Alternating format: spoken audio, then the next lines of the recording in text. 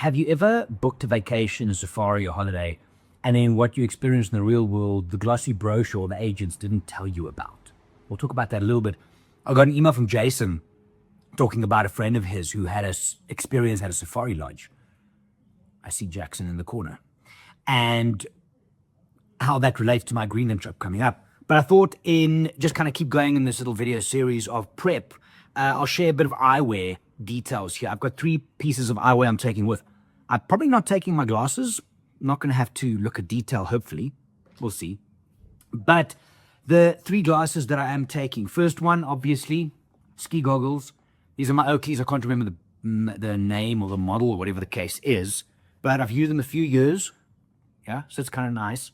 But for strong wind, weather, snow, total blockout, combining that with the face gaiter from yesterday, the neck, and then a nose cone which sits over, your whole face is covered. Nothing sticks out. So that is a must. The one that I'm probably going to use most, though, is the glacier glasses, my Oakleys as well. So fully polarized for snow. And the cool thing here is that you've got these panels on the side, right?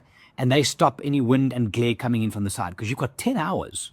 You've got 10 hours on the snow every day, reflections coming in and so on. So these little goodies on the side, these flaps are vital. And it's also polarized, so it makes the world around you look really, really pretty.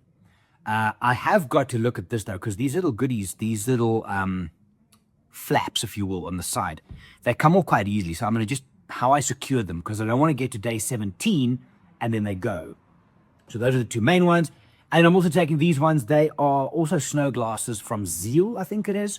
I bought them in Svalbard a couple of years ago as a backup. So they're going as exactly that, a backup, because you never know. So that would be kind of eyewear. Like I said, not sure I'm taking my glasses. Glasses, I might stick them in somewhere. But the light in Greenland this time of year is interesting because there's no real sunset as we go over. And there's quite a big change. I'm not mistaken, 10 to 15 minutes a day of daylight. So we're going into midnight sun, which means all the time on the ice, unless it's overcast and white out, you have to deal with light, reflections, all of that. What also happens is the tent in the evenings, you're probably going to have to take a sleeping mask because the sun doesn't go down. It just dips below the horizon, it comes back up. So photography-wise, beautiful. You've got color all the time in the evenings and in the mornings. So that's the one thing. Also, what then happens is there's something called the greenhouse effect in the tent, where it could get up to 15 degrees Celsius, even 20 on a warm mid-May, no wind on the top of ice cap. So the tent inside gets very hot being 15 Celsius, 20 Celsius. What's that in Fahrenheit? About 70 at a push on the high end. And outside it could be minus 20. So that makes it interesting from a sleeping point of view. You need the mask. You also need to be aware of the physiological experience of going from very warm to very cold every day. I remember in Svalbard last year, even in Jeff, my minus 30 sleeping bag, I felt myself shaky, like from the cold, shivering. And I've got better gear this time. Hopefully in the next 2 days I can talk about that, the sleeping setup. But you even then burning calories while you sleep. So that greenhouse effect is something to consider for real. But yeah, so I am even taking t-shirts just in case.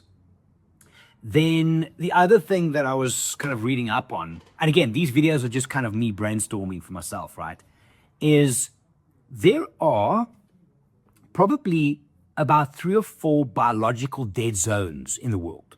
So if you look at the Greenland ice cap and the middle of Antarctica, right? Nothing exists there. There's no food, there's no water, there's no organisms. So while we're going over the top, the only living thing is us. The chances of seeing a bird flying over is not great. So as soon as you get away from the coastal areas and the shore, you're in a dead zone. Some of the other places would be the Atacama Desert in Chile, where there's very little happening there. You have the Lut Desert, I think it's the Lut Desert in Iran, which is some of the hottest places on earth. There's only basically rock and dust, nothing else. And then the Dalal Depression in Ethiopia. So those are some of the places that are dead zones. There's nothing. So there's nothing on the ice cap. It's a bizarre, it's literally a dead zone. So if you think of the isolation that you're going through, there's not even a bird flying past. So one of the other things that I have to be doing is I have to record a bunch of audiobooks, podcasts, and so on. Some days great without, other days need music, other days need podcast. There's an interesting exercise, I'll tell you about it tomorrow, that I do with some of my performance coaching clients to help deal with the voices in your head. It's very powerful. I have to do some of that. Anyway, so going back to that glossy brochure, I'm going to read you a piece that Jason mailed me here. We've all seen the shiny glossy brochures the travel agents distribute to potential customers in order to entice them into booking. Pictures of the lovely 5-star lodge, the splendor of a fully grown black-mailed lion in the Masai Mara, a baby elephant drinking from a waterhole, all those fabulous things. We've seen them all. But there is one thing these glossies and travel consultants don't tell you, which is what we all want to see, hear about. And that's why they don't put it in the promotional material for fear of driving clients away. So a friend of mine did a 4-night 5-day trip to the Masai Mara, and he said he hated it as there were mice running all over the place in the lodge and camp, and he was annoyed that the travel company that he booked through didn't tell him that this could happen. Okay, there's a lot to unpack there.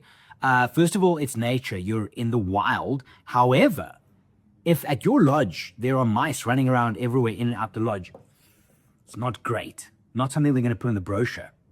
And I'll dig more into this in a separate video in the future.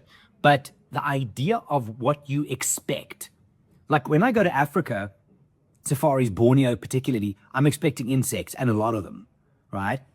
In Greenland, there are insects on the coast, but they only come out later. Greenland mosquitoes, there's black flies, things like that. But only kind of from end of June when the puddles of water start to thaw. Then they come out, and it can be quite a pest, apparently. So I'm not expecting any bugs on this, which makes me very happy, right? But I think the fact that you have to do homework and think about where you're going. If you're going to Africa, even if it's your first time, expect critters and things and lizards and so on and so forth. It's going to be there, right? You can't get away from it. It is what it is. And of course, companies aren't going to put in their brochures, hey, look at this amazing fine dining. We have a Michelin-star chef and 4,000 thread Egyptian cotton. Oh, and there's mice everywhere. Of course, they're not going to put that. It's kind of a self-explanatory type thing. But yeah, it's that to me, like I mentioned, these dead zones is going to be an interesting one to kind of process, because every single place I normally go to, even in Svalbard, while we did 12 days, you got birds coming over, there's the odd reindeer, well, we saw a lot of reindeer, Arctic fox, you see polar bear tracks. This time, nothing. So that isolation, realizing you are the only living thing up there and nothing can survive, it's interesting. It's interesting. Anyway, big work day ahead. It's Wednesday. Loads of clients on Zoom today, so I've got the coffee settled in. And then hopefully the next 2 days, I will show you guys the sleep setup, which is pretty cool compared to what I've had in the past. It's pretty neat. Anyway, any questions, keep them coming. Otherwise, I'll chat to you soon. Bye for now.